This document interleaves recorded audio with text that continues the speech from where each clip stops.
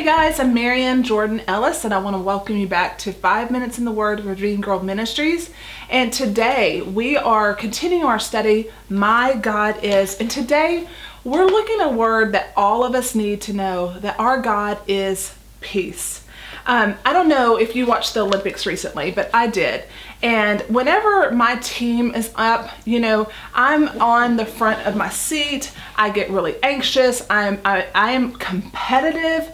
And if I don't know that, I don't have that assurance that they're going to win, I'm watching the whole time in a little bit of anxiety.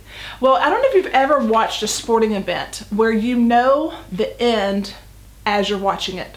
Perhaps you were on Twitter and you found out that Team USA won gold. So therefore, when you watch that event later on TV, you're watching it with a state of peace, a state of confidence, a state of God, we got this, because you already know the end from the beginning. And in that process, instead of watching it with worry or concern, you're watching it with a confidence and peace. Well, today's verse does that for our hearts. Jesus is addressing his disciples. He is telling them essentially, you're going to have trials and tribulations in this world, but guess what? I win, I have overcome, and you can have peace if you will just simply rest in that truth. Our verse today is found in John chapter 16, verse 33, and Jesus says, "These things I have spoken to you, that in me you may have peace.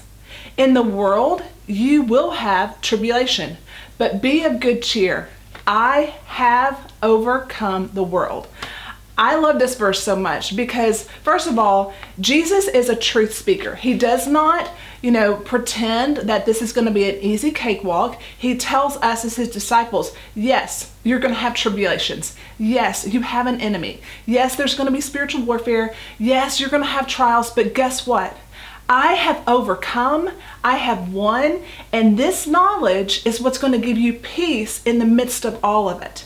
This is what's going to give you assurance and confidence when you don't understand what's going on, is that in me you have peace. Now, peace is something that we try to manufacture, it's something we try to buy, but peace cannot be found in a pill or a program.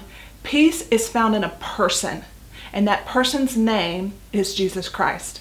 And he says, you only will have peace, not when you're looking at me to do a certain thing, but you're finding in me your connection to me, you're drawing life from me. It's in certain senses, Jesus saying, in the midst of the storm, when you make me the anchor of your soul, then you have peace that surpasses all understanding.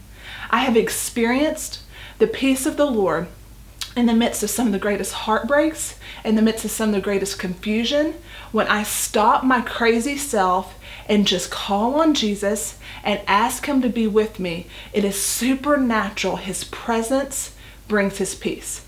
But more so mentally, when we are looking at this world that has gone cray-cray to cray-cray, we can know ultimately Jesus has won. The battle is over. The enemy can do all he wants and say all he wants, but we know that Jesus wins.